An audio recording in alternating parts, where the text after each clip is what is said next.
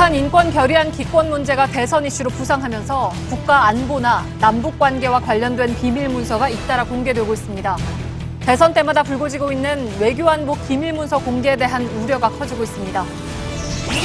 민주당이 송민순 외교부 장관의 기존 주장을 뒤집는 자료를 새롭게 공개한 가운데 송 전 장관은 이를 다시 반박했습니다. 민주당은 송 전 장관을 선거법상 허위사실 공표 등의 혐의로 고발했습니다. JTBC 초청 대선 후보 토론회가 내일 저녁에 열립니다. 각 후보 캠프는 네거티브가 아닌 정책 토론으로 평가받겠다고 밝혔습니다. 후보별 토론 전략을 짚어보겠습니다. 최근 나온 여론조사에서 더불어민주당 문재인 후보와 국내당 안철수 후보의 격차가 계속 커지고 있습니다. 일부 조사에서는 부동층이 점점 늘고 있는 것으로 나타났는데 안철수 후보의 지지세가 강했던 60대 이상과 대구, 경북에서 가장 많았습니다. 북한 인민군 창건일을 하루 앞두고 미국과 북한의 날선 신경전이 고조되고 있습니다. 북한 노동신문은 도발을 걸어온다면 무자비한 핵 타격전으로 맞서겠다고 위협했고 미 국무부는 미국과 동맹국을 향한 위협엔 상응하는 대응을 할 것이라고 강조했습니다. 따뜻한 봄날씨가 이어지며 서울 도심 공원에서 길거리 음주, 이른바 길맥을 즐기는 시민들이 늘고 있습니다. 하지만 일각의 부족한 시민의식 때문에 길거리 음주 문화를 둘러싼 논란도 커지고 있습니다. 밀착 카메라가 현장을 다녀왔습니다. 뉴스룸 2부에서 각 당 선대위원장 인터뷰를 연속해서 진행하고 있습니다. 오늘은 심상정 후보 상임선대위원장을 맡고 있는 노회찬 정의당 원내대표가 출연합니다. 수소, 우주의 75%. 그 무한한 수소로 자동차를 달리게 하다. 현대자동차. 시청자 여러분, JTBC 뉴스룸을 시작하겠습니다. 19대 대선 이제 보름 앞으로 다가왔습니다. 선거가 가까워지면서 안보 관련 논쟁이 계속되고 있는데요. 특히 송민순 회고록을 둘러싸고 양쪽의 자료가 공개되면서 공개 자체가 부적절하다는 논쟁까지 겹쳤습니다. 대선 후보의 안보관은 중요한 검증 대상이라는 주장이 있는 반면에 10년 전 과거사를 놓고 퇴행적 정치 공세를 펴고 있다는 비판도 있습니다. 어제 민주당은 송민순 전 장관의 기존 주장을 뒤집는 2007년 당시 청와대 문건을 공개했습니다. 오늘 송 전 장관은 이를 재차 반박했습니다. 먼저 이주찬 기자의 보도를 보시겠습니다. 송민순 전 외교부 장관은 노무현 대통령에게 썼던 자필 편지를 공개했습니다. 2007년 11월 쓴 편지에는 북한 인권결의안 표결에 기권할 경우 보수야당의 공세가 우려된다는 내용이 담겨 있다고 했습니다. 자신은 찬성 의견을 유지했다는 주장입니다. 그래서 주무장관으로서 그렇게 하는 건 안 된다고 강력하게 반대를 하니까 그래서 대통령이 다시 인원해보라고 그래서 18일 회의가 열린 겁니다. 인권결의안 기권을 결정한 뒤에 북한에 통보한 게 아니란 걸 다시 강조한 겁니다. 어떤 결정을 하더라도 남북관계가 이렇게 지장이 없이 갈 거다. 그건 뭘 이야기합니까? 기권을 결정해가 통보하면서 그런 말을 씁니까? 그러니까 찬성을 했을 때 어떻게 하는가를 반응을 보려고 지금 한 것 아닙니까? 그러면서 문 후보가 당시 비서실장으로서 사안을 결정할 위치에 있지 않다고 한 것에 대해서도 반박했습니다. 조정을 했기 때문에 그래서 제가 그 이야기를 하는 거고 했던 일을 나는 뭐 거기에 관여되지 않았다. 그러면 이 지금까지 있었던 일 자체 전체가 별로 정당하지 않다고 이야기하는 것 아닙니까? 민주당은 오늘 손 전 장관의 주장에 다시 반박하며 논쟁을 이어갔습니다. 2007년 11월 18일 청와대 서별관회의에서 회의가 열린 것은 송 전 장관이 주무장관으로서 찬성 입장을 굽히지 않으니까 다시 한번 의견을 들어주는 차원에서 열린 것이라고 밝혔습니다. 만약에 대통령이 진짜 바꾸려면 본인이 회의를 다시 주재하거나 18일 날 아니면 안보실장을 불러서 기권 결정을 백지화하고 다시 논의하라고 지침을 줬어야 돼요. 북한 통지문에 대한 송 전 장관의 주장도 따졌습니다. 북한은 어떤 결정이든 원칙적인 반응을 보이게 돼 있다는 겁니다. 우리가 기권이라고 얘기하면 북이 찬성할 것 같아요? 잘했다고 그럴 것 같아요? 일 없다, 우리 인권 문제가 없다고 얘기하는 사람인데. 이어 모든 권한과 결정은 당시 대통령이 하는 것이라며 문 후보가 실질적으로 결정한 것처럼 이야기하는 것도 잘못된 지적이라고 밝혔습니다. 민주당은 송 전 장관을 선거법상 허위사실 유포와 대통령기록물법 위반 등의 혐의로 검찰에 고발했습니다. JTBC 이주찬입니다. 자유한국당과 바른정당은 문건 공개로 오히려 문 후보가 거짓말한 것이 확실해졌다면서 후보 사퇴를 요구하는 등 공세 수위를 높였습니다. 민주당 그러나 어제 공개로 사실관계가 분명해졌다면서 끌려다니지 않겠다고 강조했습니다. 최수연 기자의 보도입니다. 자유한국당은 오늘 문재인 규탄 결의대회를 열었습니다. 민주당이 전날 해명 문건을 공개했지만 공세 수위는 더욱 높아졌습니다. 결국 북한에 물어보고 결정했다는 사실이 더욱 명확해졌다고 주장했습니다. 아니 기권해서 우리가 사후에 통보를 했다면 니네 찬성하면 이렇게 하겠다 하는 공문이 올 수 있겠습니까? 이거 거짓말하는 거 아닙니까? 바른정당도 가세했습니다. 공개할 경우에는 문재인 후보가 사전 통제하자는 쪽으로 방향을 잡았다고 나오기 때문에 고의로 누락한 겁니다. 즉각 요 앞 페이지 공개를 하십시오. 민주당은 더 이상 대응을 하지 않겠다는 입장입니다. 노무현 전 대통령이 기권 결정을 내렸고 이후에 사후 통보한 게 분명하게 드러났다면서 더 이상 안보 파리에 끌려다니지 않겠다고 밝혔습니다. JTBC 최수연입니다. 예, 보신 것처럼 10년 전 있었던 인권 결의안 기권 문제를 놓고 지금 정치권은 연일 공방을 벌이고 있습니다. 그 공방의 배경은 역시 후보의 안보의식을 검증하자는 것이죠. 이런 상황이 지속되면서 정작 후보들의 안보 공약에 대한 검증은 부족한 상황인데 정치부 유선희 기자와 각 캠프의 안보 공약의 허실을 좀 짚어보겠습니다. 유선희 기자, 전문가들한테 꼭 검증이 필요한 안보 공약이 뭔지 확인을 해본 거죠? 네, 전문가들은 지금 안보로 시작은 했지만 정작 진짜 안보는 도외시된 역설적인 현상이 좀 일어나고 있다, 이렇게 지적을 했습니다. 예. 그리고 당장 검증이 시급한 공약으로는 북핵 위협에 대한 실질적인 대응 방안을 꼽았습니다. 또 포퓰리즘 공약을 걸러내는 것도 중요하다, 이런 지적도 나왔습니다. 예, 우선 북한의 도발에 대한 대응 방안부터 좀 살펴볼까요? 네, 문재인 그리고 또 홍준표, 안철수 후보는 비슷한 공약을 내놨습니다. 예. 한국형 미사일 방어 체계, 그러니까 KAMD 그리고 킬체인을 조기에 도입하겠다는 겁니다.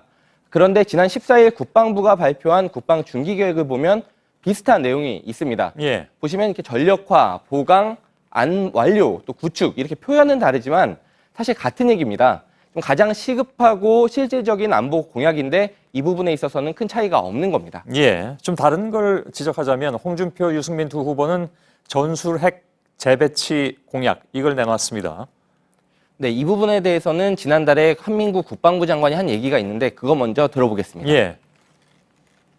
전술핵을 만약에 우리나라에 배치하는 문제가 만약에 현실화된다면 북한의 핵 보유를 갖다가 거의 인정하는 꼴이 된다고 생각하는데, 뭐 지금까지 전투핵 재배치에 반대 이유가 지금 의원님 말씀하시는 그런 이유 때문이라고 생각을 하고 있습니다. 예. 그러니까 이제 전술핵 재배치는 현 정부도 지금 반대를 하고 있다, 이런 얘기가 되나요? 네, 그렇습니다. 북핵에는 이제 핵으로 맞서자, 이런 논리인데요. 사실 한반도 비핵화를 명분으로 해서 국제사회에 북한에 대한 제재를 호소하고 있는 상황이기 때문에 전술핵을 재배치하면 이러한 명분을 잃게 될 것이라는 목소리가 높은 상황입니다. 예, 이 부분은 내일 JTBC 토론에서도 아마 얘기가 나올 것 같은데 후보들 입장을 좀 명확하게 들어보도록 하겠습니다. 재원 마련 대책이 구체화되지 않은 공약이 있죠? 네, 문재인 그리고 또 심상정 후보가 내놓은 병사 월급 인상 방안입니다. 예. 문 후보는 병사 월급을 최저임금 대비 50%까지 올리겠다, 이렇게 약속을 했고요. 또 심상정 후보는 40% 이상으로 인상하겠다고 공약을 했습니다. 그러니까 우리나라 병사 월급은 OECD 최저 수준이기 때문에 인상이 시급한 건 사실입니다. 예. 하지만 문제는 돈인데요. 문 후보 측은 일반 회계 조정 등으로 마련하겠다. 또 심 후보 측은 법인세 인상 등 복지 증세를 통해서 인상하겠다, 마련하겠다, 이렇게 설명하고 있는데 이것만 갖고는 구체적인 설명이 부족하다는 지적입니다. 예, 워낙 뭐 돈이 많이 들어가는 일이니까. 근데 안철수 후보는 국방에도 R&D, 그러니까 투자 및 개발, 이 얘기를 많이 하고 있는 것 같은데 그 부분은 어떻습니까? 네, 안 후보 측이 상당히 강조하고 있는 부분인데요. 일정 부분은 국방부 자료와 약간 유사한 부분을 찾을 수가 있었습니다. 보시는 것처럼 안철수 후보의 국방과학기술발전 공약은 올해 국방부 업무보고와 거의 같은 내용이 보이고요. 또 유승민 후보의 부모, 부대 간 소통 활성화 공약, 이것은 국방부에서 이미 시행하고 있는 내용과 비슷한 것으로 확인이 됐습니다. 예. 네, 후보마다 안보를 강조하고는 있지만 실제로는 현실성 문제가 좀 있거나 또 특별히 준비된 공약은 아니라는 점을 전문가들이 좀 지적하고 있습니다. 예, 알겠습니다. 여기까지 하죠. 예. 유선의 기자였습니다. 송민순 회고록 논란에서 간과되고 있는 문제는 민감한 내용의 외교 안보 기밀 사항이 유출되고 있다는 점입니다. 양쪽에 같은 그런 비판이 가해지고 있는데 당연히 법적인 논란이 제기될 수 있는 부분이고 그 이전에 남북관계 등에도 중대한 영향을 미칠 수 있다는 지적이 나오고 있습니다. 취재 결과 송 전 장관은 회고록의 각종 회의 기록과 메모 내용들을 공개하면서 외교부의 비밀 공개 승인을 받지 않은 것으로 확인됐습니다. 정재훈 기자입니다. 송민순 전 외교부 장관이 공개한 문건엔 무궁화와 태극 문양이 새겨져 있습니다. 송 전 장관은 이를 근거로 해당 문건이 청와대에서 작성된 것이라고 주장했습니다. 이게 국정원장이 북한으로부터 받은 내용을 정리를 해서 이게 당시 청와대 문서 마크입니다. 해당 문서가 대통령 기록물로 지정됐다면 문서 보유만으로도 법 위반에 해당될 수 있다는 지적이 나옵니다. 지난해 출판한 회고록에선 해당 내용들이 이미 구체적으로 언급됐습니다. 하지만 송 전 장관은 이런 민감한 사안들을 공개하면서 소속 기관이었던 외교부로부터 비밀 공개 승인은 받지 않았던 걸로 확인됐습니다. 남북 접촉 내용은 보호가치 있는 비밀에 해당합니다. 만일 비밀로 분류되었다면 승인 없이 그 내용을 회고록에서 공개했기 때문에 보안 업무 규정 위반입니다. 비밀로 규정되지 않았더라도 대법원은 보호가치 있는 비밀의 경우에 공무상 비밀 누설죄로 처벌한 판례가 있습니다. 이후 정치권은 문 후보가 해명 자료를 공개하라고 요구했고 결국 문 후보 측도 당시 기록으로 반박했습니다. 송 전 장관의 주장이 틀렸다는 걸 입증하기 위해 2007년 11월 16일 당시 청와대 주재 회의 내용의 일부를 공개한 겁니다. 이는 공식 문건은 아니지만 민감한 내용이어서 공무상 비밀에 해당될 수 있다는 지적이 나옵니다. 문 후보 측에선 송 전 장관이 선제적으로 공개해 이미 과정이 다 노출됐기 때문에 공개하게 됐다고 설명했습니다. 대선이 얼마 남지 않은 가운데 국가 안보와 직결된 사안들이 무차별적으로 공개되는 건 문제라고 지적합니다. 이런 민감한 시점에서 대통령 기록물 관리법과 같은 정보의 공개가 국민의 알 권리 충족이라는 이유로 정당화될 수는 없다. JTBC 정재윤입니다. 예, 오늘 하루 대선 주자들이 쏟아냈던 말들을 전해드리겠습니다. 믿을 만한 약속인가 아닌가는 유권자 여러분께서 이미 가려서 듣고 계시겠죠. 유한울 기자입니다. 문재인 민주당 후보는 천안에서 안희정 충남지사 마케팅을 펼쳤습니다.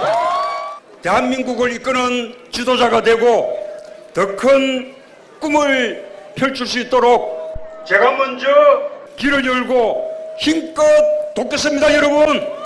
앞서 광화문으로 청와대를 옮기겠다는 공약을 구체화하기 위한 위원회도 출범시켰습니다. 홍준표 한국당 후보는 강원도를 방문해 박근혜 전 대통령 지지층에게 호소했습니다. 박근혜 대통령이 딱 받은 거는 최순실이한테 몇 불밖에 없습니다. 저는 무죄가 된다고 봅니다. 안철수 국민의당 후보는 일주일 만에 다시 호남을 찾았습니다. 20년 새로운 먹거리 김대중 대통령처럼 만들겠습니다. 그것이 김대중 정신이고 호남 정신 아니겠습니까? 최근 지지율 하락의 가장 큰 원인이 호남에 있다는 판단에 따라 박지원 대표와 주승용 원내대표 등 당 지도부도 총출동했습니다. 바른정당 유승민 후보도 홍 후보처럼 강원도에서 보수 표심을 잡는 데 주력했습니다. 국가 안보 문제에 대해서는 누구보다도 자신 있게 잘할 자신 있습니다. 북한의 김정은이 꼼짝을 못하도록. 심상정 정의당 후보는 쌍용차 복직자를 만났습니다. 2009년과 같은 일방적인 정리해고 이런 거 없는 사회 꼭 제가 만들겠다는 약속을 드리고 후보들은 내일은 유세 일정을 최소화하고 JTBC TV 토론 준비에 집중할 예정입니다. JTBC 유한울입니다. 예, 바른정당은 여전히 후보 단일화와 유승민 후보의 대선 완주 문제를 놓고 어수선한 상황입니다. 지금 이 시간에 바른정당은 국회에서 의원총회를 진행 중에 있습니다. 취재기자를 연결하겠습니다. 자, 윤영탁 기자, 오늘도 대선 후보와 관련된 문제를 논의하는 자리라고 들었는데 유승민 후보도 참석을 했다고요? 네, 그렇습니다. 유승민 후보는 강원도 유세 일정을 마치고 약 40분 전쯤 이곳에 도착해 의총장에 입장했습니다. 본인의 거취를 논의하는 의총에는 참석하지 않겠다는 뜻을 밝혔었는데요. 의원들 앞에서 직접 대선 완주 의사를 분명하게 못 박는 것이 낫겠다고 판단한 것으로 보입니다. 유 후보는 모두 발언을 통해서 우리의 선택이 틀리지 않았다며 가는 길이 험해도 국민이 마음을 열 것이라고 밝혔습니다. 오늘 의총은 오후 7시 30분쯤 시작해 비공개로 진행되고 있고 바른정당 소속 의원 33명 중 28명이 참석했습니다. 예, 꽤 많이 참석을 했네요. 이게 지금 결과에 따라서는 대선 판도에 영향을 줄 수도 있는 일인데 당은 어떤 결론을 낼 것으로 보입니까? 이게 뭐 오늘 첫 모임이라서 이렇게 쉽게 결론이 나올 것 같지도 않고 어떻습니까? 네, 맞습니다. 결론이 쉽게 날 수 있는 상황은 아닌 것으로 보입니다. 유승민 후보의 사퇴를 주장하는 바른정당 의원들 안에서도 그 단일화의 대상을 국민의당으로 할 것인지 아니면 자유한국당으로 할 것인지에 대해선 이견이 나오고 있습니다. 무엇보다 경선을 거쳐 당원이 선출한 대선 후보가 끝까지 뛰겠다는데 당이 나서서 일방적으로 뒤집을 수는 없는 상황입니다. 더욱이 현재 다른 당과의 논의도 본격적으로 진행되고 있지 않기 때문에 지금으로선 큰 변화는 없을 것으로 보입니다. 오늘 의총이 유승민 후보에 대한 사실상의 재신임 자리가 될 것이란 관측도 조심스럽게 나오고 있습니다.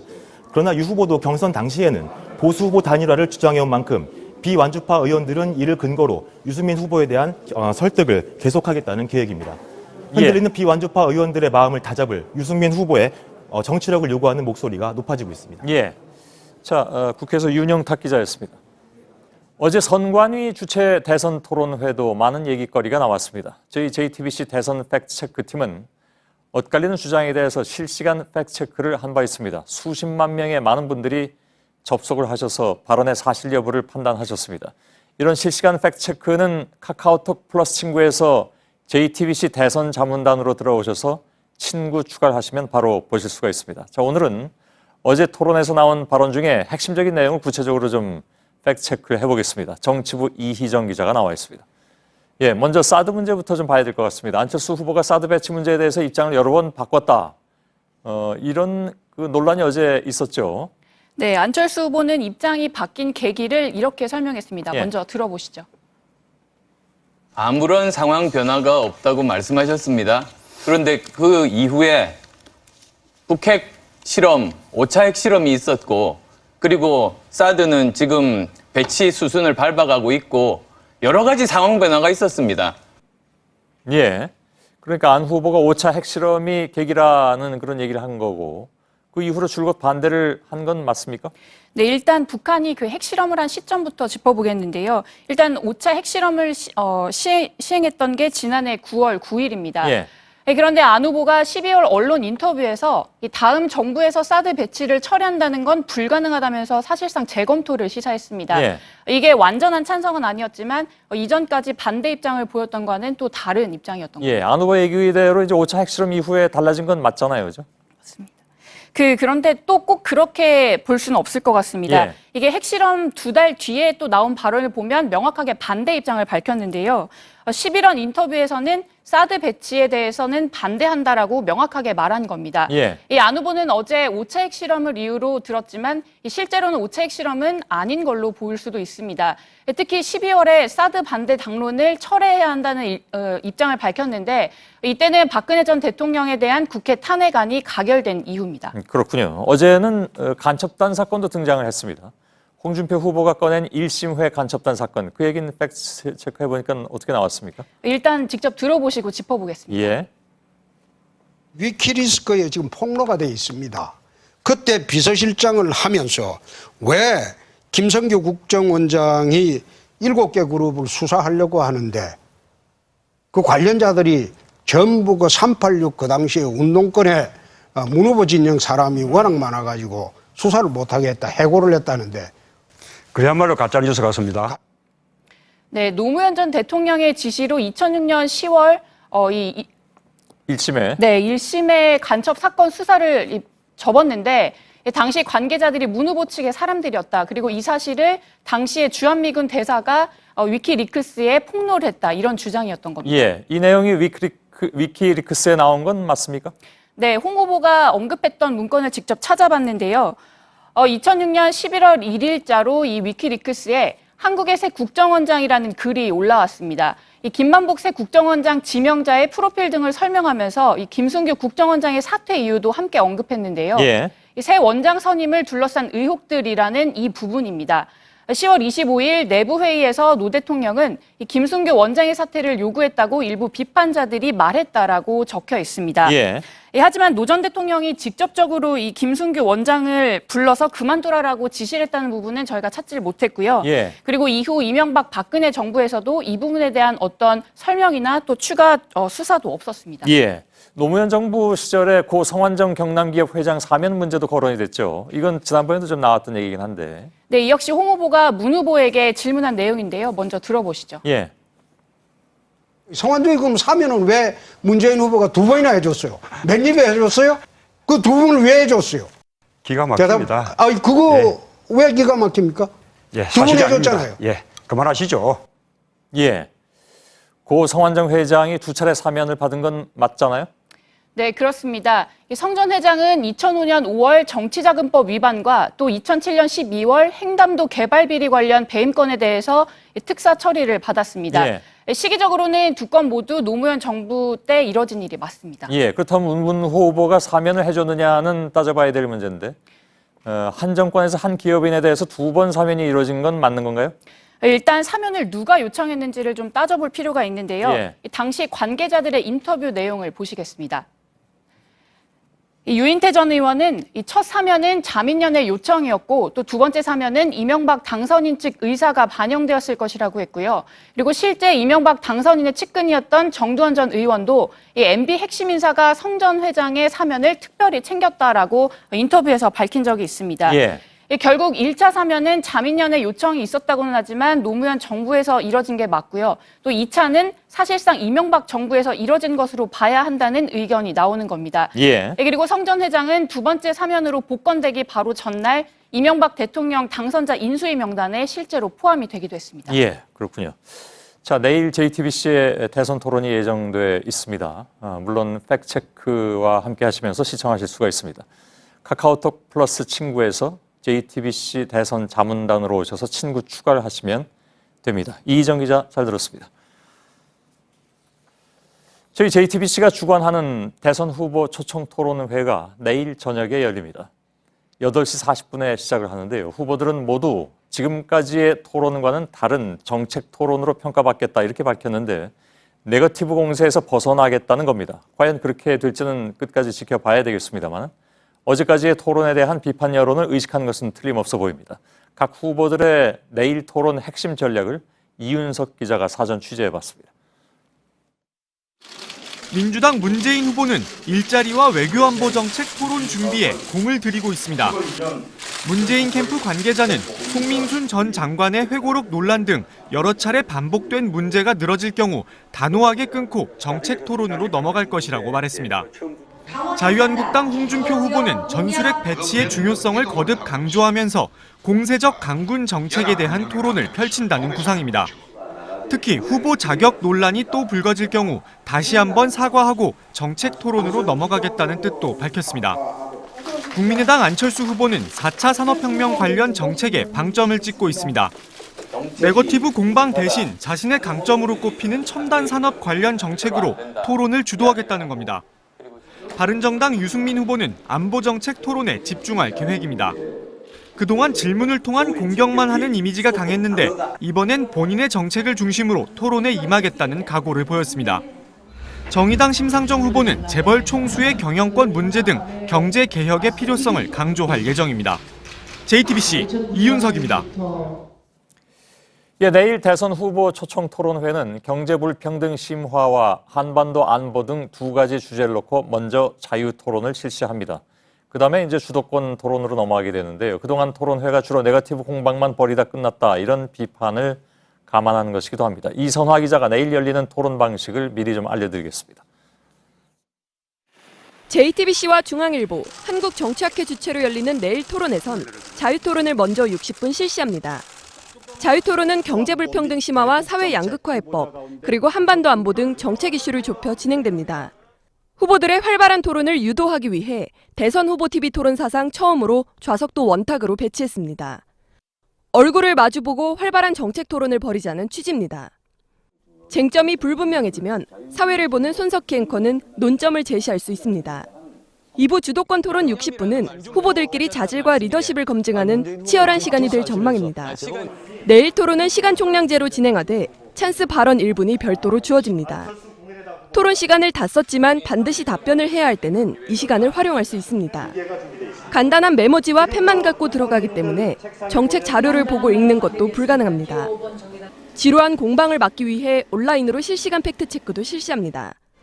내일 TV 토론은 뉴스룸이 끝난 뒤 저녁 8시 40분에 시작합니다. JTBC 이선아입니다.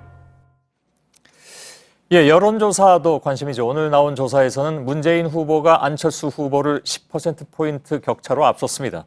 안 후보의 지지율이 좀 빠지는 모습인데 특히 60대와 대구 경북 지역에서는 지지하는 후보가 없거나 모르겠다 이런 응답자가 더 늘어났습니다. 오늘 나온 여론조사 결과를 안지현 기자가 보도해드리겠습니다. 조선일보가 칸타퍼블릭에 의뢰한 여론조사에서 문재인 후보는 37.5%, 안철수 후보는 26.4%로 나타났습니다. 지난주 대비 문 후보가 1.2%포인트 상승한 반면 안 후보는 4.6%포인트 하락해 격차는 11.1%포인트로 벌어졌습니다. 나머지 후보는 같은 기간 조금씩 올라 홍준표 후보는 7.6%, 유승민, 심상정 후보는 각각 2.9%와 3.3%로 나타났습니다. 특히 그동안 안 후보 지지세가 강했던 계층에서 지지 후보가 없거나 모르겠다는 부동층이 많았습니다. 세대별로는 60세 이상에서 부동층이 26.5%로 가장 많았고 지역별로는 표본수가 적은 강원, 제주를 제외하면 대구, 경북 지역에서 가장 높았습니다. 또 지난 대선 때 박근혜 투표층 가운데 28.1%는 지지 후보가 없거나 모르겠다고 응답했습니다. 이런 가운데 탄핵 정국에 치러지는 이번 선거에도 깜깜이 선거에 대한 우려가 나옵니다. MBC와 한국경제가 리서치앤리서치에 의뢰한 여론조사에서는 공약을 잘 알고 있다는 응답이 24.7%로 응답자 4명 중에 1명에 불과한 것으로 나타났습니다. JTBC 안지연입니다. 온라인 게임 스타크래프트와 예능 프로그램 비정상회담. 이게 언뜻 들어서는 대통령 선거와는 전혀 관련이 없어 보이는 것들인데요. 그러나 대선을 코앞에 둔 후보들은 참신한 그리고 재밌다고 온라인에 소문이 날 만한 얘기거리들을 만들기 위해서 다양한 소재들을 활용하고 있습니다. 송우영 기자입니다.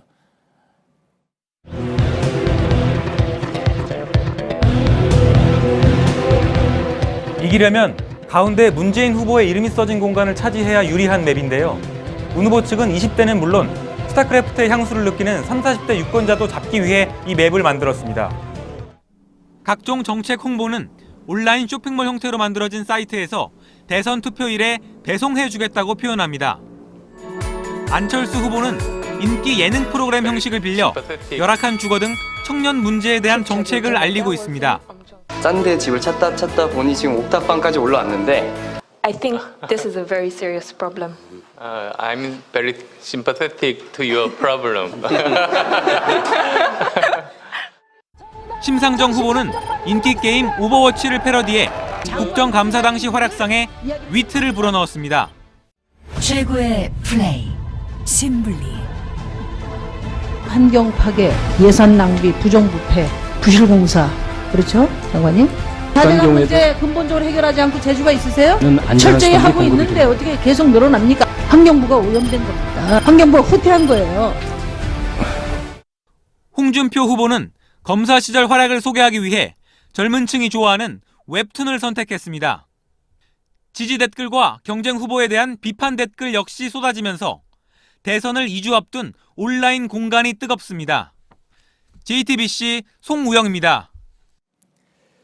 예, 대통령 선거 후보자의 벽보가 지난주에 공식 부착됐습니다. 일주일도 안 돼서 곳곳에서 찢기고 뜯기는 등 순환을 당하고 있습니다. 대부분 기분이 나쁘다는 등 순간적인 충동에서 훼손을 하고 있는데 적발되면 처벌이 무겁습니다. 배승주 기자입니다. 부산 사하구의 한 선거 벽보에 한 남성이 발길질을 합니다. 그래도 분이 풀리지 않는지 가던 길을 되돌아가 자동차 열쇠로 마구 긋습니다.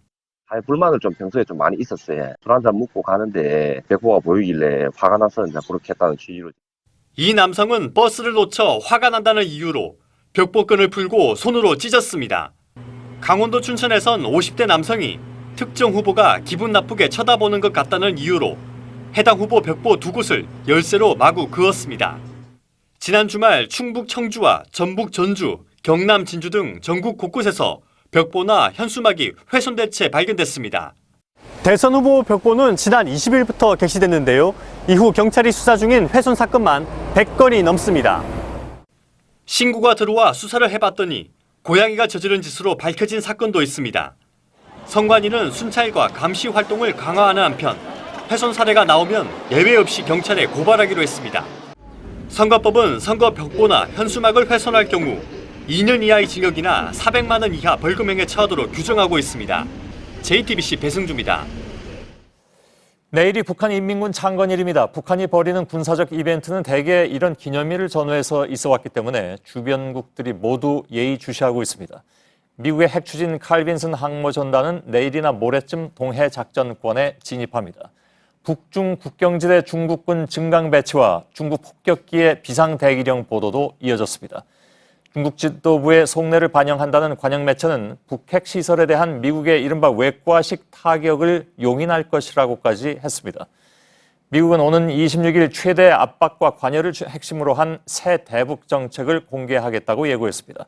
현재 한반도 주변의 긴장감은 북한에게 선택을 요구하고 있습니다. 미국과 북한은 오늘도 날선말을 쏟아냈습니다. 안태훈 기자입니다. 북한인민군 창건 85주년을 하루 앞두고 북한 매체들은 위협적인 말을 쏟아냈습니다. 단숨에 남녘 땅을 해방하고 태평양 넘어 악의 제국의 본거지를 모조리 초토화해버리고야 말 것이다.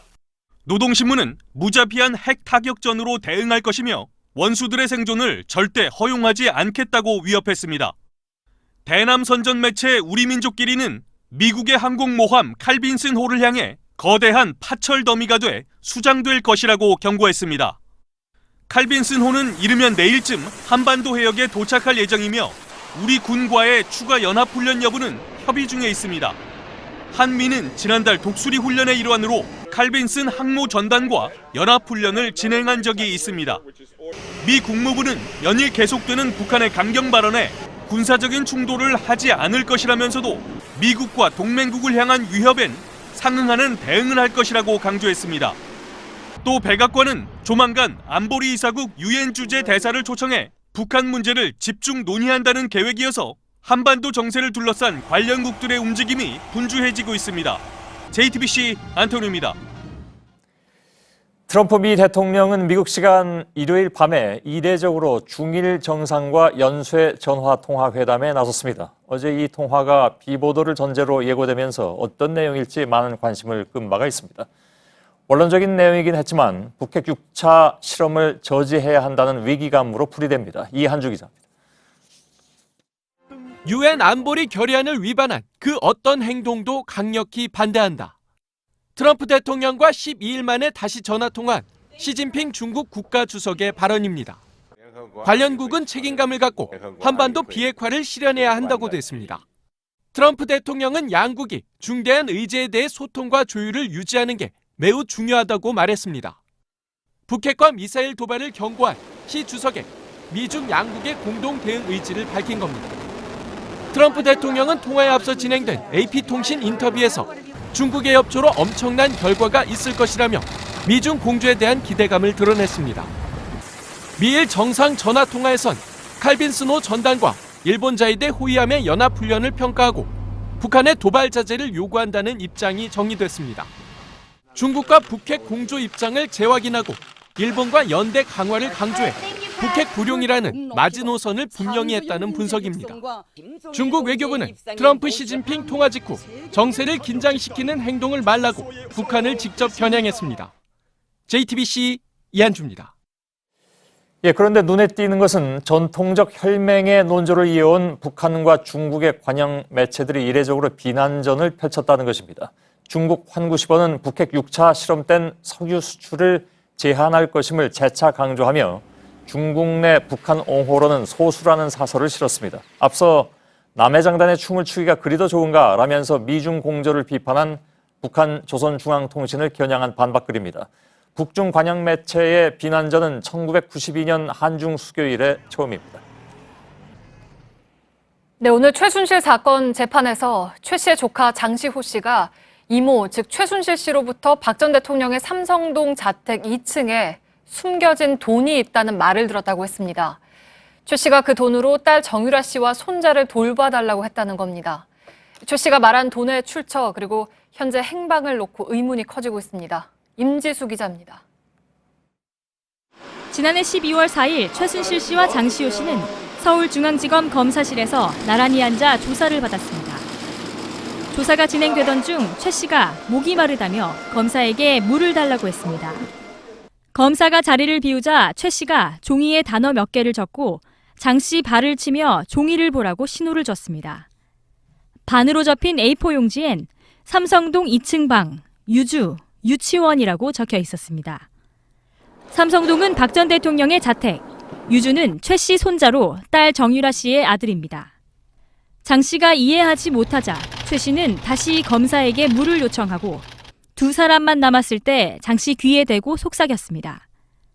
삼성동 2층 방에 돈이 있다며 그 돈으로 손자를 키우라고 했습니다.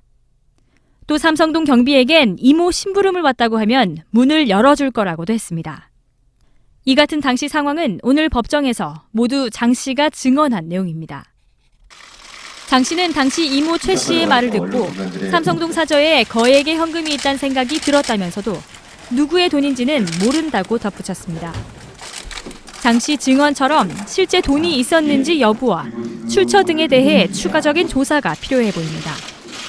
JTBC 임지수입니다. 네, 김기춘 전 비서실장과 조윤선 전 문체부 장관의 블랙리스트 재판도 오늘 열렸습니다.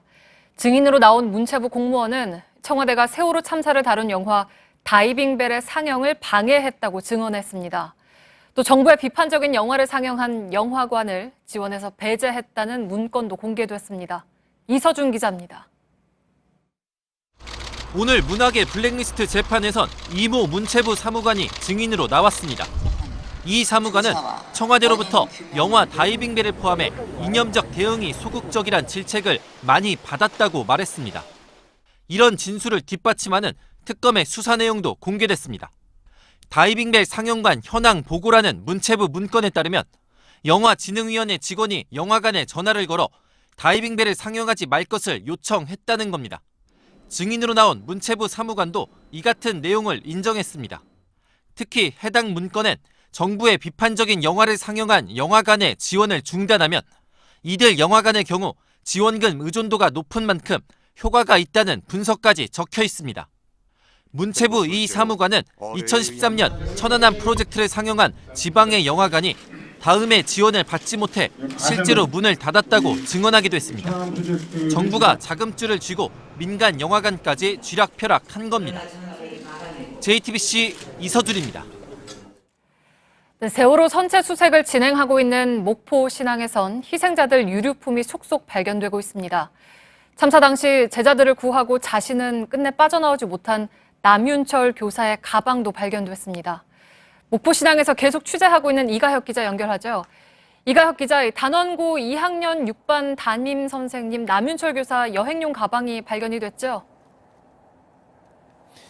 그렇습니다. 남윤철 교사는 세월호 침몰 당시 가까이 있던 비상구로 탈출할 수도 있었지만 자신이 입고 있던 구명조끼를 학생에게 벗어주고 또 세월호 선체로 3차례나 드나들면서 학생들의 탈출을 돕다 정작 본인은 빠져나오지 못했습니다. 오늘 남 교사의 여행용 가방과 옷가지 등이 발견되어서 남 교사의 부모가 이곳 목포 신항을 찾았습니다. 부모는 매우 수척하고 침통해하는 모습이었는데요. 남 교사의 어머님의 이야기를 직접 들어보시겠습니다. 제일 먼저 이제 생각난 건 솔직히 미수습자분들이었습니다. 그분들에게 너무 사실 먼저 찾았다는 게 죄송하기도 하고 다음에라도 한번 꼭 찾아뵙고 같이 한번 정말 그냥 또 안고 울고 많은 얘기 그렇게 사실 나누고 싶어요. 네, 이처럼 애써 슬픔을 감추고 일상으로 돌아가 있던 유가족들도 유류품 발견 소식에 이곳 목포신항을 찾아서 눈물 흘리는 일이 이어지고 있습니다. 지난주에는 2학년 6반 희생자 김민규 군의 여행용 가방이 발견돼서 가족들이 찾아가는 일도 있었습니다. 네, 미수습자 가족들의 기다림도 이어지고 있는데요. 수색 상황은 어떻습니까? 네, 선체 내부 수색 상황은 가족들이 CCTV 영상을 통해서 실시간으로 확인할 수 있습니다. 지난주 목요일까지만 해도 4층 선수에 2곳밖에 진입할 수가 없었기 때문에 CCTV 영상도 2개뿐이었는데 오늘은 6개로 늘어났습니다. 이처럼 조금씩 수색 구역이 늘어나고는 있지만 역시나 여전히 진흙과 자재가 꽉 차서 수색이 쉽지만은 않은 상황입니다. 그래도 오늘 오후에 선체의 가장 높은 부분, 즉 우현을 통해서 크레인이 직접 자판기를 높이 끌어올려서 빼내는 작업이 성공적으로 마무리가 됐습니다. 현장 관계자는 직접 눈으로 일일이 선체를 확인하는 것만 따지면 선체 전체의 20%도 채 확인하지 못한 상태라고 말을 전했습니다. 네, 그리고 동물 것으로 추정되는 뼈 조각이 계속 발견되고 있습니다. 오늘만 158개가 발견이 됐는데 미수습자 유해는 아직입니까? 네, 현재까지 총 305점의 뼈 조각이 발견됐습니다. 해수부는 일단 모두 동물의 것으로 추정된다고 밝힌 상태인데요. 이것은 현장에서 발견 즉시 1차 유관 판단해서 그렇다는 것이고 현재 국립과학수사연구원이 정밀 검사를 벌이고 있습니다. 아직까지 미수습자 유해에 대한 소식은 들려온 것은 없습니다. 네, 이가혁 기자가 전해드렸습니다. 경찰을 지휘할 엘리트 간부를 양성한다는 경찰대학교에서 교수들이 제자를 성희롱하고 성추행하는 사건이 잇따라 발생했습니다. 술자리에서 제자들을 성추행해서 해임된 교수가 나오는가 하면 범죄 수사를 수업하던 다른 교수가 여학생들을 세워두고 성폭행 관련 강의를 해서 징계당했습니다. 이호진 기자입니다. 지난해 12월 경찰대에서 범죄 수사 강의가 있었습니다. 최모 교수가 학생 20여 명을 상대로 성폭행 범죄 관련 강의를 했습니다. 범죄 예방 등의 분야에서 전문가로 꼽히는 최 교수는 2013년 말 경찰대 전임 교수가 됐습니다. 이날 강의엔 성폭행범이 주로 체형이 아담한 여성을 겨냥한다는 내용도 있었습니다. 그런데 이 대목에서 최 교수가 갑자기 여학생 2명을 일으켜 세우더니 학생들에게 누구를 성폭행하겠느냐고 물었습니다. 해당 수업은 남학생이 절대적으로 많았습니다. 수업 중 봉변을 당한 여학생과 동료 남학생들이 문제를 제기하자 결국 대학 본부가 조사에 들어갔습니다. 이에 대해 최 교수는 조사에서 해당 내용은 외국 교재에 나오는 내용으로 임팩트 있게 설명을 하려 했는데 전달 방식에 문제가 있었다고 해명했습니다. 학교 측은 최 교수에 대해 성희롱성 발언과 수업 진행을 문제 삼아 감봉 3개월의 징계를 내렸습니다. 이와 함께 지난달에는 학생 지도교수인 36살 김모 경감이 재학생들과 술을 마시다 여학생을 수차례 성추행한 혐의로 해임된 뒤 경찰에 고발되기도 했습니다. JTBC 이호진입니다. 네, 회색 연기로 뒤덮인 터널에서 소방대가 바쁘게 움직입니다. 오늘 오후 5시 16분쯤 부산 광안 터널 안에서 승용차에 불이 났습니다. 다행히 다친 사람은 없었지만 연기 때문에 120여 명이 차를 두고 터널 밖으로 대피하는 소동이 벌어졌습니다. 경찰과 소방당국은 터널 안에 가득 찬 연기를 빼내고 불이 난 차량을 견인한 뒤 오후 6시 35분부터 차량 통행을 재개했지만 인근 도로가 2시간 넘게 극심한 체증을 겪었습니다. 네, 고삐 불린 물가, 늘어나는 실업자의 이른바 경제 고통 지수가 5년 만에 최고치입니다. 경기가 살아나고 있다는 정부 얘기가 공허하게 들리는 이유입니다. 조민근 기자입니다. 지표만 보면 요즘 우리 경제는 봄날입니다. 수출이 2자릿수 증가세를 이어가자 생산 투자 지표도 반등하기 시작했습니다. 정부는 올해 경제 성장률이 당초 전망치를 웃돌 수 있다며 기대감을 내비치고 있습니다. 하지만 대부분 서민들은 경기가 살아나는 것을 체감하기는커녕 오히려 어려움이 커졌다고 느끼고 있습니다. 안 좋아지죠. 안 좋아지지. 좋아지기고 뭐가 좋아지는 거 있어. 다 힘들지. 벌어도 쓰는 게 더 많은데. 가계에 직접적인 부담을 주는 건 실업과 물가입니다. 실업률과 소비자 물가 상승률을 더한 체감 수치, 이른바 경제고통지수는 올 1분기에 5년 만에 최고치를 기록했습니다. 연초부터 장바구니 물가가 줄줄이 급등한 데다 제조업 구조조정이 본격화하면서 실업률도 훌쩍 높아진 탓입니다. 여기에 반도체 등 일부 수출업종에서 시작된 온기가 내수와 자영업으로 퍼져나가지 못하면서 지표와 체감 경기는 갈수록 벌어지고 있습니다. IMF 때보다 더 심각해요. 될 수 있으면 저희 마진을 줄여가면서 팔고는 있는데 그래도 워낙 소비자가 입축하니까. IMF 등 국제기구들은 지속적인 성장을 위해 정부가 불균형을 완화하는 포용적 정책을 적극적으로 펴야 한다고 최근 잇따라 공고하고 있습니다. JTBC 조민근입니다. 1990년대 오빠 부대와 함께 대학 농구의 전성기를 이끌었던 주역이죠. 슈퍼파워 현주엽이 8년 만에 농구 코트로 돌아왔습니다. 선수가 아니라 프로농구 LG 감독입니다. 오광춘 기자입니다. 선수가 아닌 감독 현주엽으로 나선 첫 기자회견이었지만 초보 티가 나지 않았습니다. 취임 소감엔 간절함을 담았습니다. 농구는 쳐다도 안 보겠다라는 마음으로 은퇴를 했는데 시간이 지나니까 농구를 원 없이 해보질 못한 것 같아서 1990년대 대학 시절 현주엽은 거침없는 드리블과 골밑 싸움으로 오빠 부대를 몰고 다녔습니다. 하지만 졸업 후 프로 생활엔 아쉬움이 남습니다. 2009년 은퇴할 때까지 득점은 5,000점을 넘었고 도움은 2,000개 이상, 리바운드도 1,600개 이상을 기록했습니다. 그러나 우승은 단 한 번도 못 해봤습니다. 이제 감독이 된 현주엽의 목표는 우승 한번 해보는 겁니다. 코치 경험이 없는 게 약점이란 시각도 있지만 정면 돌파하겠다는 각오입니다. 가장 많이 전화를 한 사람은 서장훈 선수가 생각날 때마다 전화를 해갖고 했는데 첫 마디가 야 잘할 수 있어. 이상민, 문경은에 이어 현주엽까지 오빠 부대를 이끌던 선수들이 이젠 감독으로 만나게 되면서 프로농구는 볼거리가 하나 더 늘었습니다. JTBC 우광춘입니다.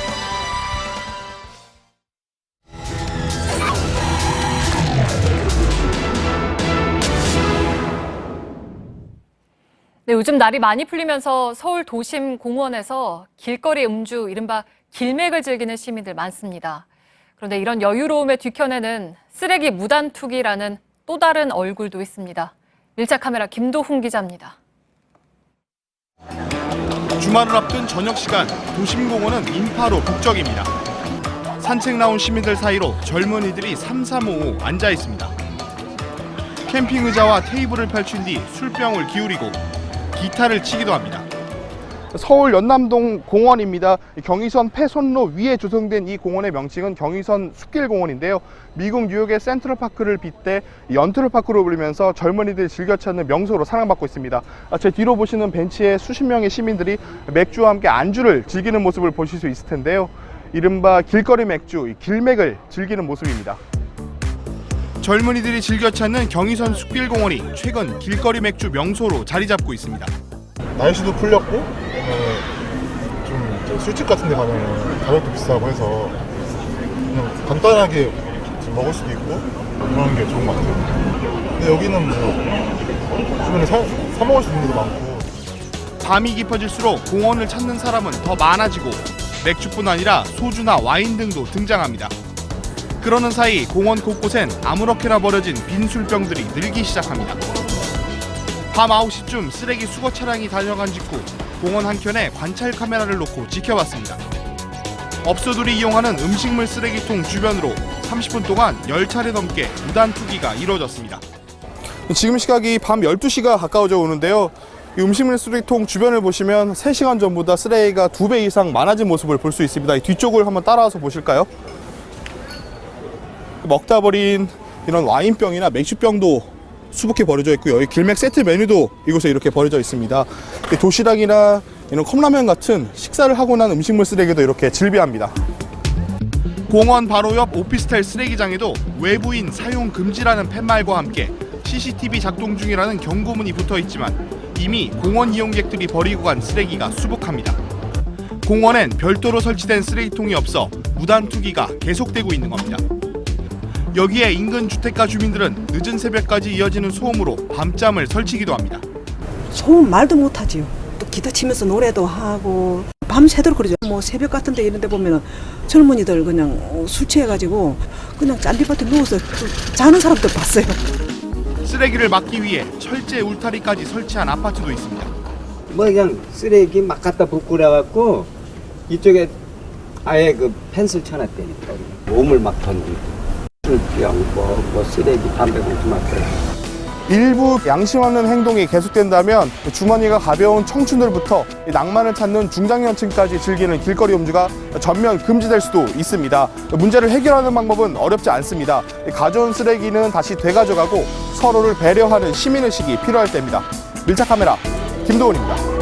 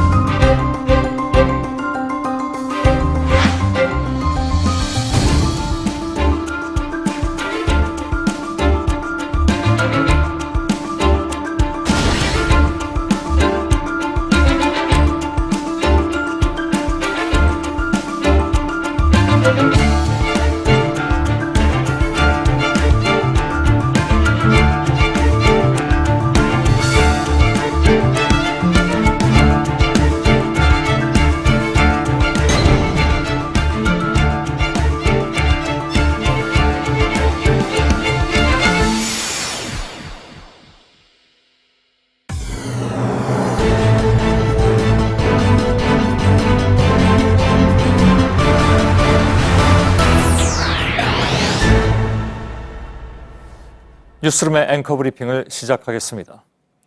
1988년 미국 대선에서 맞붙은 후보는 공화당의 조지 부시와 민주당의 마이클 듀카키스였습니다.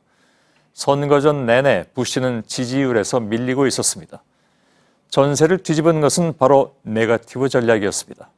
즉 공화당 선거팀은 민주당 듀카키스의 가족이 성조기를 불태운 적이 있다고 몰아세웠고 그 주장이 사실이 아님에도 유권자들은 그 전략에 넘어갔습니다. 그러는 사이에 부시 후보의 정책은 잘 알려지지 않았습니다.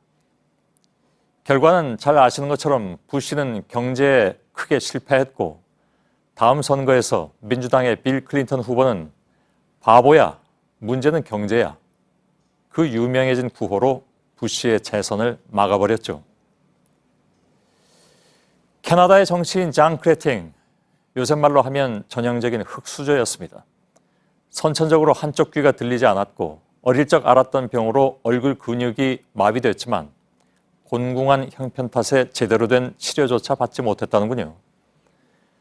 더듬는 말투에다가 일그러진 입술, 1993년 캐나다 총선에 나선 장 크레팅의 얼굴이었습니다. 이것이 총리의 얼굴인가? 상대 후보는 그의 약점을 적극 공략했습니다. 그러나 크레팅은 비난을 되받아치지 않았습니다. 저는 말을 잘 못하지만 거짓말은 하지 않습니다. 진심을 담은 연설은 압도적인 지지로 이어졌고 3번 연속 총리 자리에 오른 그는 캐나다 역사상 가장 성공적인 정치인이란 평가를 받고 있습니다.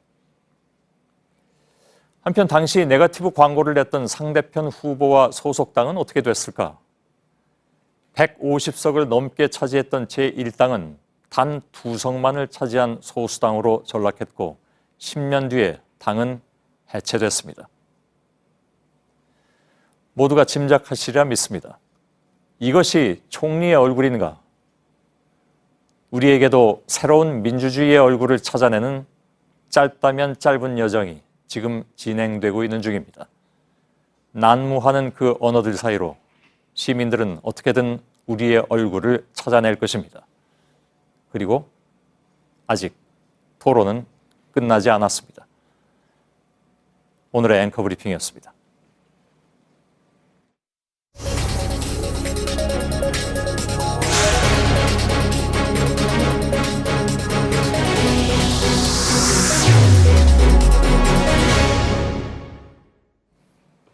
네, 지난주부터 이 시간에는 각 당의 선거위원장들을 만나고 있습니다. 오늘 마지막 순서가 됐습니다.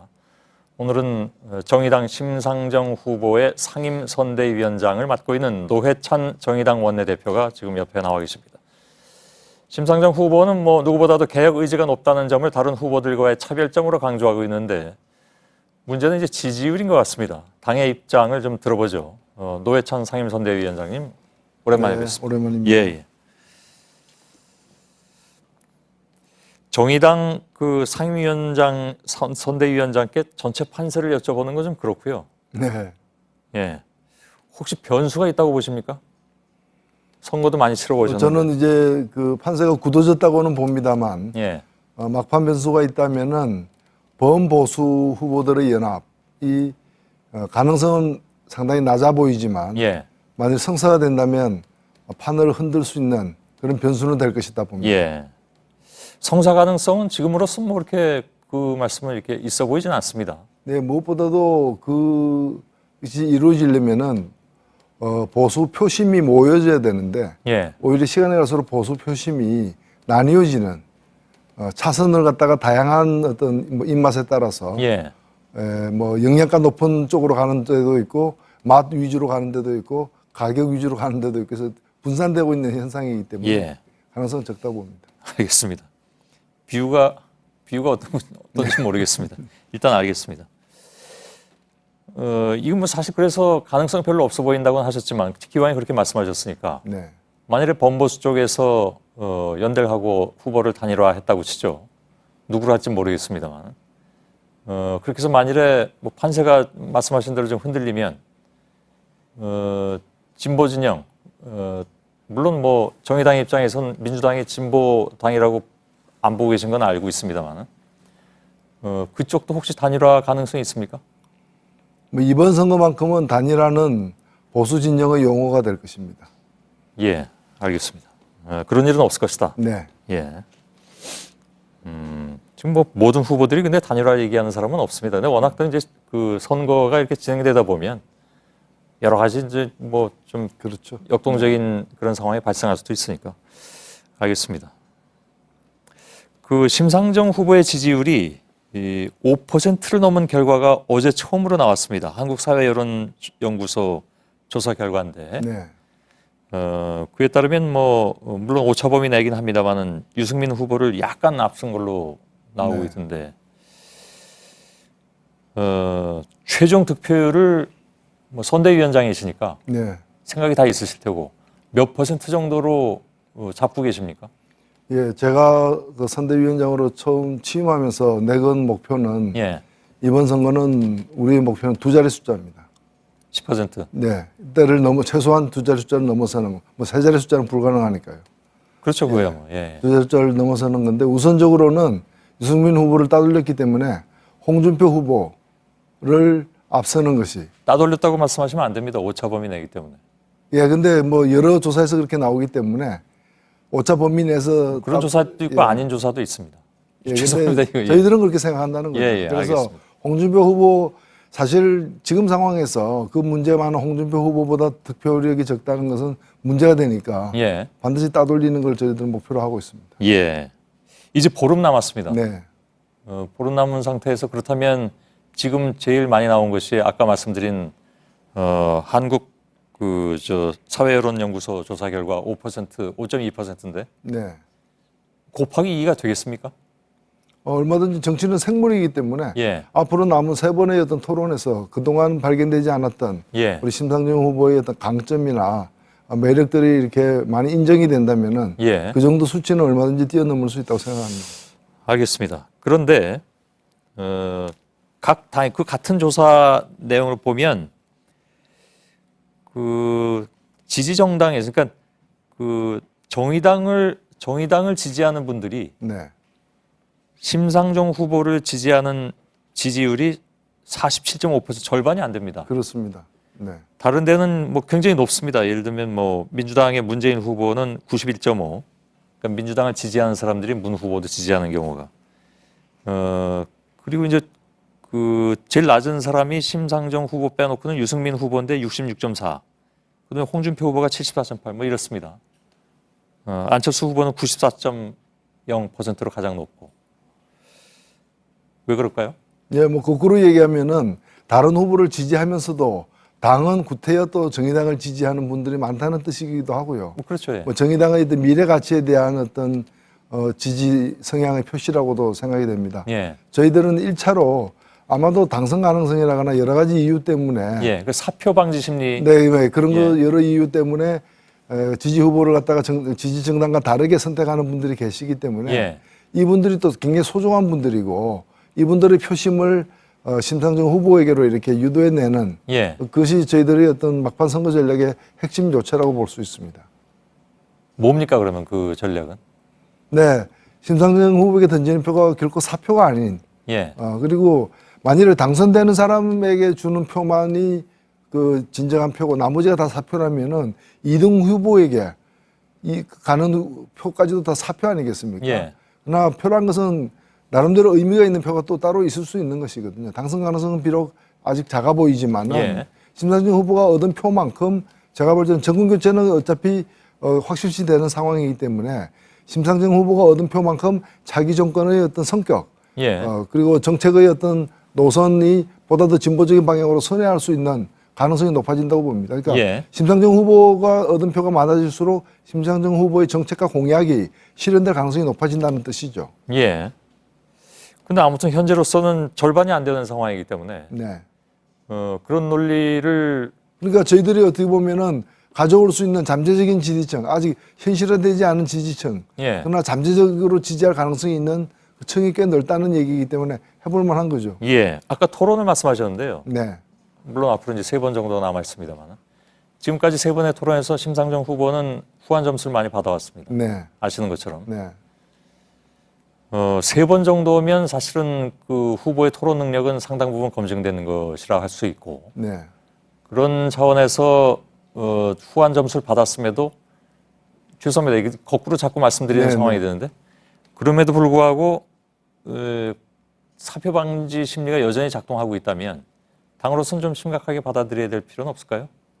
근데 예를 들어 3%대로 한 달 이상 머물고 있던 예. 그 박스권에 갇혀 있던 심상정 후보의 표가 예. 그 토론 한두 번 하고 지금 5%가 됐거든요. 예. 2% 늘었다고 볼 수 있지만은 3%를 기준으로 보면은 거의 60% 는 겁니다, 사실은. 예. 그러니까 이런 식으로 이제 기하급수적으로 증가할 가능성도 있기 때문에 예. 그리고 토론이 이제 겨우 3번 다른 후보들은 경선까지 포함해가지고 물론 예. 숱한 긴 기간 동안 수없이 많이 노출되어 왔다면 정의당의 심상정 후보는 이제 겨우 이제 그 그늘에서 벗어나서 양주로 나온 편이기 때문에 예. 오히려 나머지 3번이 훨씬 더 가속화되어서 좀 앞으로 나아갈 수 있지 않느냐 예. 기대하고 있습니다. 그 3번을 했고 특히 2차 토론을 둘러싸고는 좀 논란이 좀 있었습니다. 네. 잘 아시는 것처럼. 민주당 쪽에서도 불만을 많이 표했고 왜 심상정 후보가 다른 그 보수진영 후보들과 함께 문재인 후보를 가세해서 같이 공격만 하느냐 이런 그 뭐 있으면 탈당한 사람들도 있다면서요, 당원 중에는. 예, 저는 뭐 민주당에서 그렇게 얘기하는 것이야 어차피 민감한 대선 후보 토론이기 때문에 예. 자기 후보, 자기가 지지하는 후보에 대해서 비판하는 쪽에 대해서 날이선 대응을 하는 건 있을 수 있다고 생각되고요. 그렇겠죠. 예. 그건 뭐 그러려니 합니다. 다만 저희들 당내에서의 문제는 좀 다른 문제입니다. 예. 그러니까 우리가 이제 잠재적 지지층을 데리고 오는데 어떤 전술을 써야 되는가에 대해서 다양한 의견이 사실이 있는 것이고요. 예. 그리고 그날 또 후보의 토론도 후보의 의중대로 다 완벽하게 또 표현된 건 또 아니기 때문에 토론 방식이 이제 낯선 토론 방식도 있고 해서 예. 그렇기 때문에 그런 다양한 의견들을 저희들 또 뭐 진보 정당답게 내부적으로 선거 과정에서도 치열하게 토론하면서 그 토론의 결과를 그 다음 토론에 계속 반영해 오고 있거든요. 예. 저는 그러면 그런- 어제 토론은 2차 토론에서 비판받은 부분을 반영해서 좀 바꾼 건가요? 아니요. 그 2차 토론에서 우리가 기조가 달라진 건 없습니다. 예. 그래서 2차 토론이나 1차 토론이나 3차 토론이나 기조는 같다고 보시면 될 것이고요. 토론 방식이 좀 더 우리의 뜻을 전하는데 좀 더 안정적인 방식으로 3차 토론이 진행된 건 사실이고 예. 뭐 그런 룰에 따라서 진행된 것이죠. 예. 일부에서는 그래서 2차 토론 때 좀 비판이 있다 보니까 네. 3차 토론에서는 심상정 후보가 조금 전략을 바꾼 것 같다. 뭐 이런 얘기도 나왔길래. 그건 그렇지 않습니다. 1차 예. 토론부터 기본 전략은 저희들은 뭐 같습니다. 특별히 예. 달라질 이유도 없고요. 알겠습니다. 그 심상정 후보의 경우에 문재인 후보, 안철수 후보 모두 개혁 의지가 약하다 이렇게 비판하고 있습니다. 당연히 뭐 심상정 후보 입장에서는 그렇게 비판을 해야 되는 상황인 것처럼 보이기도 하고. 근데 그러면 만일에 그 새 정부가 할 일에서 그 새 정부가 누가 담당하게 될지는 모르겠지만 네. 뭘 가장 개혁해야 된다고 주장을 하십니까? 아무래도 저는 뭐 정치 개혁과 그다음에 경제제도의 개혁이 그냥 급선무라고 생각을 하고요. 예. 그 중에서 뭐 한 가지만 우선적으로 말씀드리자면은 저희들은 촛불광장에 모인 그 수많은 국민들의 요구가 표면적으로는 대통령 하야였지만은 예. 그 근본 배경에는 지난 수십 년 동안 누적된 불평등과 불공정에 대한 어떤 분노의 표출이었다고 보고 있습니다. 예. 근데 그리고 사회적 격차가 점점 벌어지는 건 다 인정하고 있는 거고요. 격차를 줄이는 것을 복지만으로는 한계가 있다고 생각되고 예. 오히려 격차를 덜 벌어지게끔 만드는 일이 노동시장에서 주로 일어나야 되는데 노동시장 정책에서 정의당의 심상정 후보와 다른 당의 후보의 차이가 상당히 큰 편입니다. 특히나 이제 비정규직을 완화시키기 위해서 예. 공공부문에서 비정규직을 없애나가는 프로그램이라거나 또는 비정규직을 갖다가 사유 제한을 통해서 원천적으로 비정규직을 줄여나가는 방법이라거나 그리고 최저임금과 최고임금의 격차를 줄이는 예. 여러 가지 제도적 대안이라거나 이런 부분에 있어서 심상정 후보가 적극적인 대안을 지금 내놓고 있다고 보고 있습니다. 알겠습니다. 내일 JTBC 토론회가 있는데요. 예. 뭐 아무튼 사회는 제가 맡는데 예. 사회자 입장에서 한 가지 좀 궁금한 게 있습니다. 예. 어제 토론회에서 심상정 후보가 홍준표 후보의 사퇴를 주장하면서 홍 후보 상대로는 토론하지 않겠다라고 해서 사실 뭐 그대로 토론에서 실천을 하시더군요. 예. 내일도 그러실 건가요 혹시? 뭐 심상정 후보의 어저께 태도는 예. 정당했다고 봅니다. 이 질문은 또 어떤 질문과 겹치냐면 네. 어제 심 후보의 그러한 얘기가 네. 당 차원에서 결정해서 나간 거냐 하는 것과도 같은 질문입니다. 그럼 뭐 세부적인 테크닉까지 후보에게 이렇게 지시하지는 않습니다만 예. 저희들은 기본적으로 그 이전부터 홍 후보의 사퇴를 요구해 왔고 예. 그리고 옛날로 치면 그 경을 칠 사람 아닙니까? 예. 뭐 그런 비난을 받아야 마땅할 사람이기 때문에 예. 그 사퇴를 요구하는 건 너무나 당연한 일이고 그러나 내일 토론 같은 경우에는 이제 최소한 3명에게는 그 질문을 해야 되는 것이고 그렇습니다. 룰이 그리고 그 이후에 선관위 토론에서는 1대1 토론도 있기 때문에 예. 저희들은 뭐 다양한 방식에 대해서 열어놓고 후보가 고심을 하고 있습니다. 예. 내일 돼봐야 안다는 그런 네. 말씀이군요. 알겠습니다. 여기까지만 좀 진행하겠습니다. 네. 예. 고맙습니다. 네, 감사합니다. 예.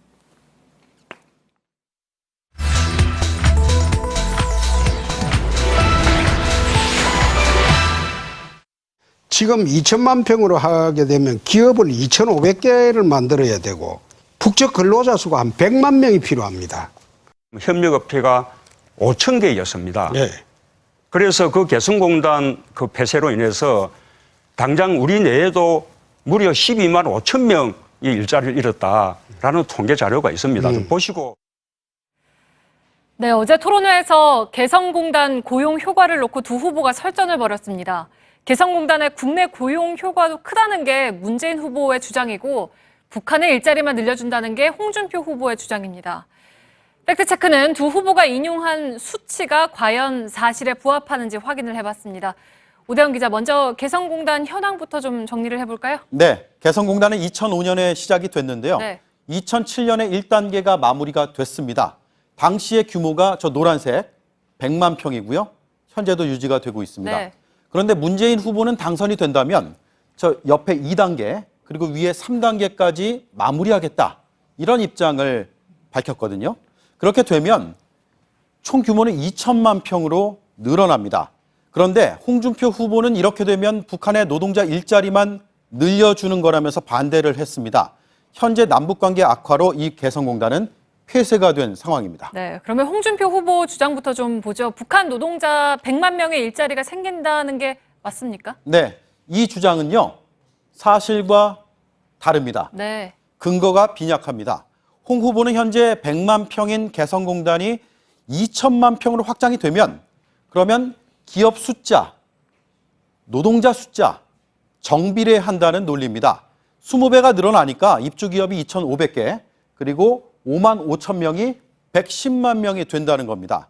하지만 이 계산법은 중요한 사실이 누락되어 있습니다. 2천만 평이 모두 공단 부지가 아니고요.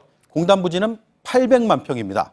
나머지는 배후도시의 부지거든요. 홍 후보의 논리대로라면 이렇게 20이 아니라 8을 곱한 결과가 나와야 됩니다. 네, 보면 수치가 110만 명이 아니라 44만 명으로 뚝 떨어지는데요. 네, 또 하나는요. 개성공단의 산업적 특성을 잘 봐야 됩니다. 1단계는 노동집약 산업이고요. 2단계 기술집약, 3단계 첨단 산업.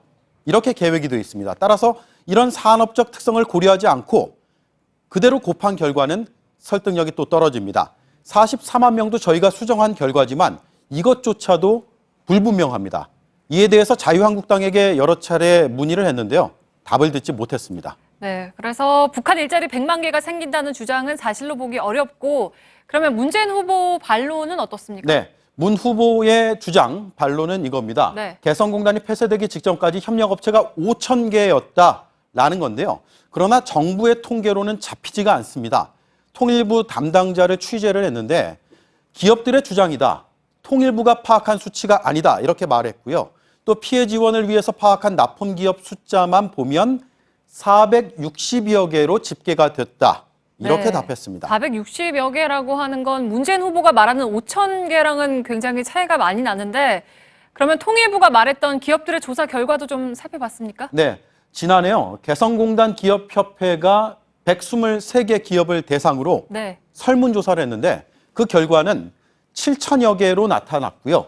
2009년에는 4,300여 개였습니다. 네, 그러니까 조사 시기에 따라서 굉장히 많은 차이가 나는데, 이걸로는 문재인 후보 말이 맞다 틀리다를 파악하기가 어렵지 않습니까? 네, 판단할 수가 네. 없습니다. 자, 이와 함께요. 문재인 후보는 이런 발언도 했습니다. 12만 5천 명의 일자리를 개성공단 폐쇄로 잃었다. 그러면서 통계가 있다라고 했는데 문재인 캠프의 근거를 물어봤습니다. 답은 국회에서 주최한 한 세미나에서 한 교수가 발표한 자료에 있는 수치로 파악했다라는 겁니다. 그래서 이 교수에게 연락을 해봤는데요. 근거를 명확하게 기억하지 못했습니다. 저희에게 현대경제연구원과 개성공단 기업협회 자료를 확인해보라. 이렇게 답을 했는데 현대경제연구원도 통화를 했습니다. 조사한 적이 없다라고 밝혔습니다. 개성공단 기업협회는 개성공단을 추진한 LH공사의 자료를 잘못 인용했다라고 답을 했습니다. LH의 분석은요. 저 아래입니다. 2007년, 그러니까 1단계가 끝나는 2007년까지 0.05에서 0.07%의 고용 유발 효과가 나타난다라는 겁니다. 그런데 기업협회는 저 위에 이걸 3단계가 끝나면 0.5% 전망한 것으로 잘못 인용했다라고 밝혔습니다. 네. 그래서 나온 12만 5천이라는 숫자, 언론 보도에서도 여러 차례 등장했는데요.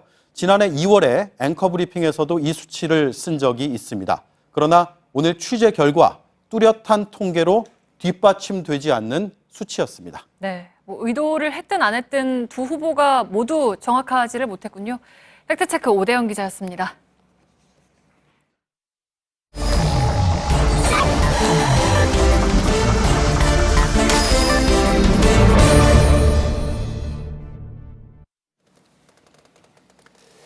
예, 오늘 비하인드 뉴스를 시작할 텐데요.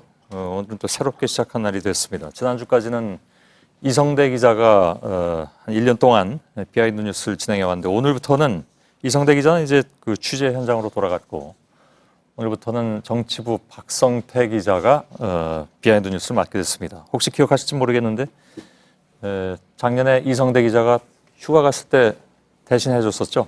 예, 휴가 때를 맡았었습니다. 예. 많은 시청자 여러분께서 인상 깊게 봤다고 말씀하셨던 기억이 납니다. 시작할까요? 첫 번째 키워드는? 네, 첫 번째 키워드는 초등학생과 진드기입니다. 예. 어떤 내용인가요? 오늘 자유한국당 홍준표 후보가 다른 대선 후보를 빗댄 말인데요. 직접 말을 들어보도록 하겠습니다. 예. 어떻게 대통령을 하겠다는 사람이 얼토당도 않는 45년 전 이야기를 끝내가지고 내하고 얼굴을 마주 안 치겠다고 그래 도노가 참 조잡스럽다. 자꾸 안 될 사람들인데 그 괜히 나와가지고 찐덕이처럼 달라붙어가지고. 네. 예, 앞에 초등학생은 안철수 후보를 지칭했고요. 뒤에 진드기는 유승민 후보를 지칭한 말입니다. 예. 그 홍준표 후보는 요즘 그 두 사람에 대해서 굉장히 좀 그 공세 수위를 높이는 것 같습니다. 예, 보수 표심을 좀 떨어뜨리자 이런 전략인데요. 예. 안철수 후보 때리기는 아주 지속적으로 하고 있습니다. 어쨌든 결과적으로 안철수 후보의 지지율도 보수층에서 좀 많이 빠졌습니다. 예. 안찍박, 즉 안철수를 찍으면 박지원 대표가 상황이 된다. 이런 메시지를 자유한국당에서 계속 냈었는데 예. 내부적으로는 좀 성공했다는 판단을 하고 있습니다. 그래서 최근에는 안철수 후보의 모범생 이미지를 조금 틀어서 TV 토론에 빗대 초등학생 이미지를 계속 강조하고 있는데요. 조금 예. 전 선대위랑 통화를 하니까 뭐 딱히 전략은 아니고 보고 느낀 대로 하는 것이다. 이렇게 얘기는 했지만 전략적 판단이 좀 들어가 있는 것으로 정치권에서는 보고 있습니다. 예. 안철수 후보 측도 반격이 있었죠. 네, 안철수 후보 측에서는 이에 대해서 홍준표 후보에 대해서 기본 전략은 무시다. 이렇게 밝혔습니다. 예. 보수 표심을 놓고 안철수 후보와 홍준표 후보가 마치 다투는 모양새 이런 선거 구도가 전혀 이롭지 않다는 판단 때문인데요. 그렇겠죠. 하지만 보수 표심이 조금씩 빠지기 때문에 실제로는 대응을 좀 하고 있습니다.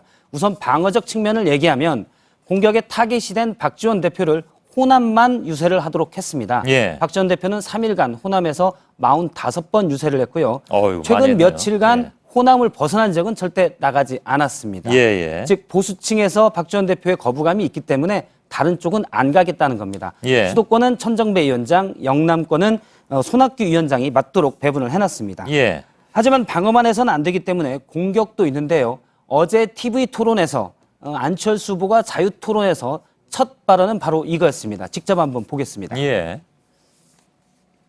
홍준표 후보 사퇴해야 합니다. 우선 자유한국당은 박근혜 정부 실패의 가장 큰 책임이 있습니다. 자서전에서 성폭력 모의도 용서할 수 없는 일입니다.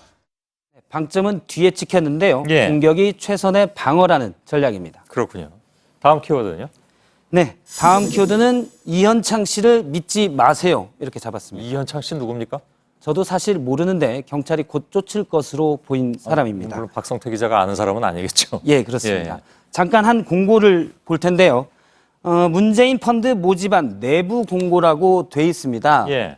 뭐 특이자율 내부 투자로 돼 있고요. 모집 기간은 오늘과 내일이었고 1,500만 원, 이자율은 11.6%로 돼 있습니다. 예. 최근 대출 이자도 3%, 물론 담보 대출이 3%가 안 되는데 11.6%의 예금 이자라면 상당한 겁니다. 이제 펀드 예. 투자 수익률이겠죠.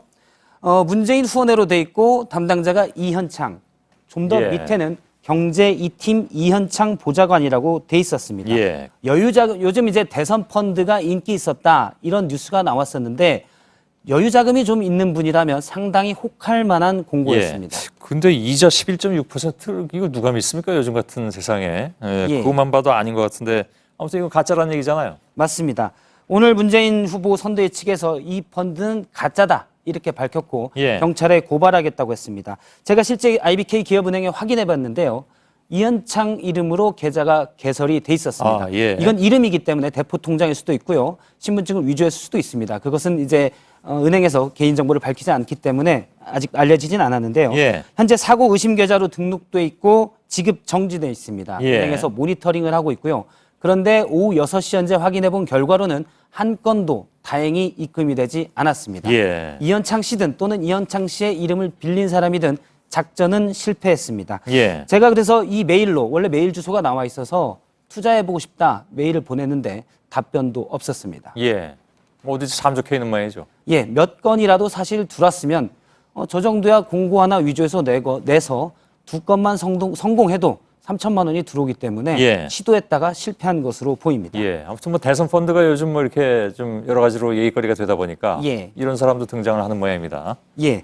새로운 뭐 피싱이다 이렇게 볼 수도 있는데요. 예. 대선 전후로 해서 이런 권력층과의 관계 또는 후보와의 연관지은 사기가 많습니다. 예. 이전에도 적발됐었는데요. 박근혜 대통령이 지난번에 당선이 된 뒤에 18대 대선에서 한 여성이 자신이 자신의 이름으로 생일을 축하한다. 박근혜 대통령이 보낸 것처럼 예. 이렇게 보내놓고 친분 관계가 있다 하면서 사기를 쳐서 3억을 3억이나 가져갔습니까? 예. 예. 실제로 이런 부분은 성공률이 좀 높은 것으로 보입니다. 예. 3억을 모금했다가 나중에 적발이 돼서 재판을 받기도 했고요. 그때 이제 명함에 박근혜 대통령 상임 특보다 이런 명함까지 새기기도 했습니다. 예. 그리고 많이 아는 얘기지만 이재만 총무비서관의 추천을 받았다라고 하면서 셀프 추천해서 모 대기업에 실제로 취직이 된 경우도 있었습니다. 예. 알겠습니다. 자꾸 성공 사례를 얘기하면 안 될 것 같습니다. 예. 예. 알겠습니다. 기본적으로. 예. 박성태 기자였습니다. 비하인드 뉴스였습니다. 네, 내일 중부지방에는 새벽에, 호남지방은 밤에 비가 좀 오겠습니다. 낮 기온은 오늘과 비슷합니다. 예. 오늘 끝나고 페이스북 라이브, 소셜 라이브 오늘 정치부 팀이 준비를 하고 있습니다. 잠시 후에 만나보도록 하겠습니다. 여러분, 저희들은 내일도 최선을 다하겠습니다. 고맙습니다.